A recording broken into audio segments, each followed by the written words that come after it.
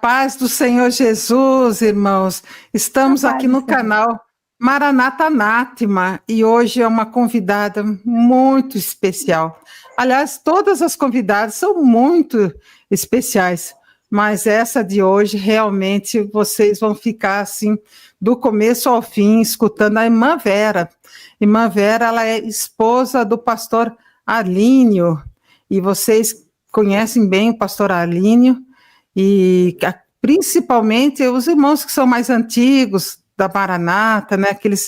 Aquelas pessoas, aqueles membros que passaram pela Maranata. Eu lembro bem desse nome, Pastor Arlínio.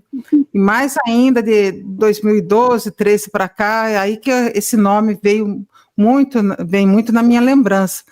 Mas a irmã Vera está aqui para falar com a gente desde o início da vida dela. Nós estamos aqui prontos para ouvir a irmã Vera, que eu quero que ela conte, como diz um apresentador de televisão, conte-me tudo e não me esconda nada.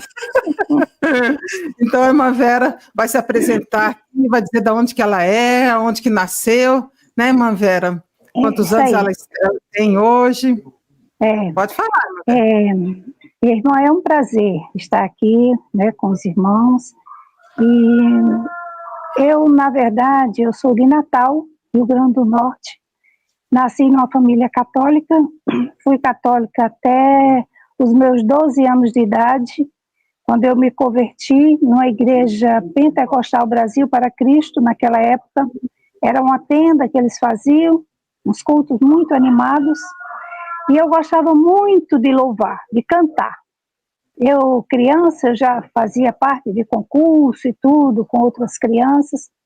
Então, quando eu me converti, eu achei lindos os louvores e decorava todos. E vivia cantando. Meu prazer era estar louvando ao Senhor. E fiz um voto de não cantar mais nenhuma música para o mundo, mas só para o Senhor. Então, depois que eu me converti, minha irmã mais velha também, nós duas nos convertemos na mesma época, Nízia, e ficamos frequentando um tempo. Depois a igreja presbiteriana ficava bem próximo da nossa casa e passamos então a frequentar a presbiteriana. E irmã, aos 14 anos... Natal, né, irmã? Isso lá em Natal. Natal, né? Rio Grande do Norte, sim. Então, aos 14 anos eu me batizei, Nízia também se batizou, e o reverendo Eudes Coelho, e ficamos, então, frequentando ali. Aos 16 para 17 anos, eu fui estudar no Instituto Bíblico do Norte, fazer o curso de missionária, porque eu gostava muito de evangelizar, de louvar e estudar a palavra, era a minha alegria.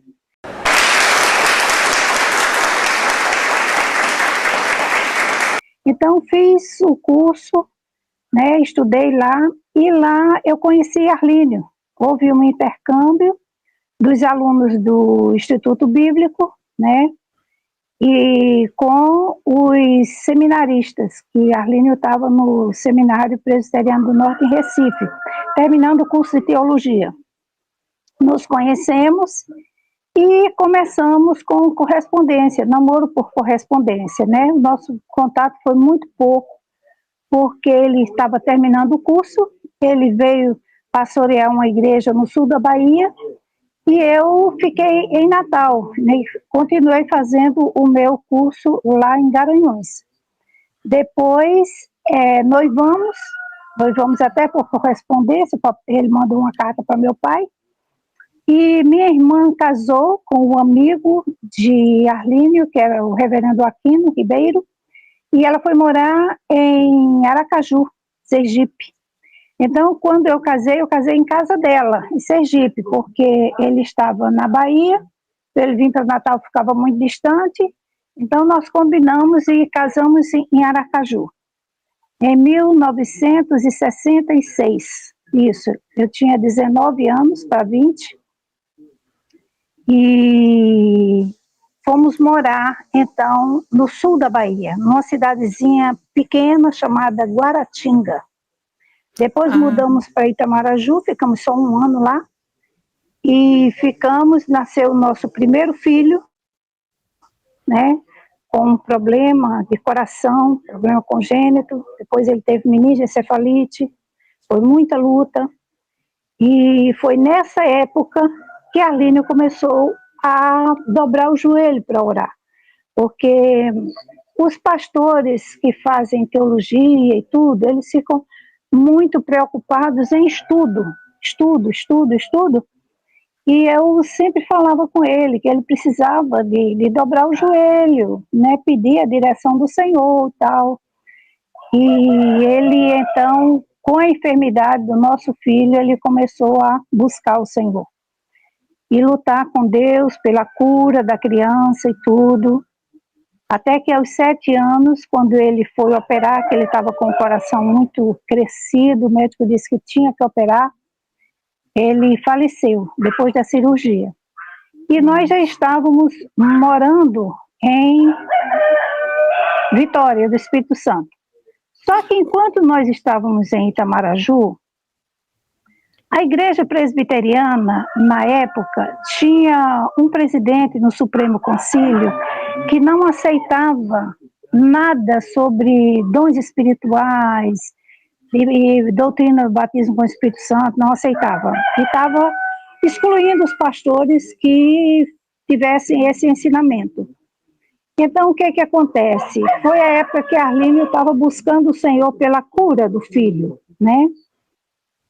Então, nós continuamos em Itamaraju, saímos da igreja presbiteriana, o prefeito nos deu uma área para construir um terreno, construímos um salão, né? E continuamos nos reunindo ali. Quando apareceu um pastor aqui de Vitória, por nome Jonas Marques, né? E conversou com Arlínio e tal, e convenceu Arlínio, porque quando eu saí da presbiteriana, na verdade, eu queria ir para a Assembleia de Deus. Aí convenceu Arlínio de se ligar a esse grupo que tinha saído da presbiteriana, também por causa dos dons espirituais. Mas, na verdade, não foi, né? Eles saíram por outro motivo, né? Questão de desentendimento lá na igreja presbiteriana de Vila Velha. Então, nós viemos para aqui, ficamos um ano em Itamaraju, fomos para Vitória da Conquista, nasceu o nosso filho, o 4º filho, Ésaras, e viemos para aqui quando Ésaras tinha 6 meses de idade. Mas então, só um minutinho. Irmã Vera, vocês tiveram o primeiro filho, como é que ele se chamava, o primeiro filho? Arlínio Júnior, era chamado por Lininho, Arlínio Júnior. E daí, enquanto ele viveu, vocês só tiveram ele, ou tiveram outros filhos? Não, depois veio o Arley, tá. Veio a Verinha, veio o Esdras, que nasceu em Conquista, e Helder e Keila nasceram aqui no Espírito Santo. Foram 6 filhos, né?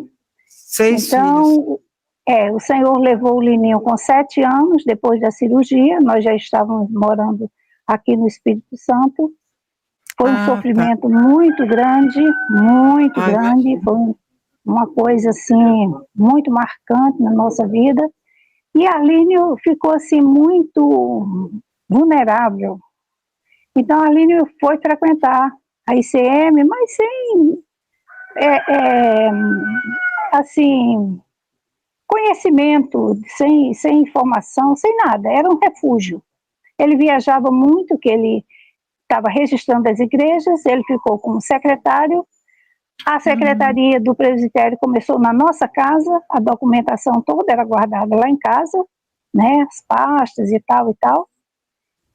Até que em 75, quando houve o primeiro seminário, que Arlínio era coordenador do seminário, juntamente com o pastor Jonas, eles fizeram as apostilas lá na minha casa, numa máquina de datilografia que eu tenho até hoje, muito antiga, isso foi em 75, né? Tem 50 anos. E ele, então, deu as aulas com o pastor Jonas e tal. Aquele seminário bem bem iniciante, como se diz, né? Tudo bem primário ainda. Depois foi se aperfeiçoando, né? Foram fazendo outras apostilas e as coisas foram mudando. Então, irmã, foi uma experiência que Arlindo teve quando ele estava ainda orando pelo filho, em casa, no quarto, né? O Senhor deu uma experiência muito profunda a ele, né? Que ele disse que ali foi uma experiência, digamos assim, do batismo com o Espírito Santo. Foi um revestimento de poder, foi uma experiência assim profunda, muito quebrantamento. E nós ficamos assim reunindo aqui, assim, como se diz, cair de paraquedas, né? E ficamos. Quando começou os seminários, eu ia sempre para o Manaim, eu sempre fiquei observando. A minha alegria sempre foi louvar o Senhor. Sempre foi. Gravei um CD em 2006 e só que na ICM eu fui proibida de louvar o Senhor. Isso me entristecia muito. Então eu cantava em casa. Meus filhos cresceram ouvindo eu cantar para eles dormirem, lavando louça, qualquer coisa que eu estivesse fazendo, eu sempre estava louvando, porque eu sempre gostei muito de cantar, de louvar o Senhor. Irmã Vera, só um minutinho. Essa proibição de louvar o Senhor veio por uma revelação? Eles falaram que era uma orientação? Foi algo formal ou você que entendeu que... Ah, eu estou entendendo não, ele que... proibia. Ele chamava a atenção de Arlínio. Quando Arlínio ia pregar na igreja, que ele me dava oportunidade para cantar, ele era chamado a atenção. Que não era para ele me dar a oportunidade de cantar. Não se trata de revelação, não. Se trata de imposição, né? Autoritarismo. Então, eu fiquei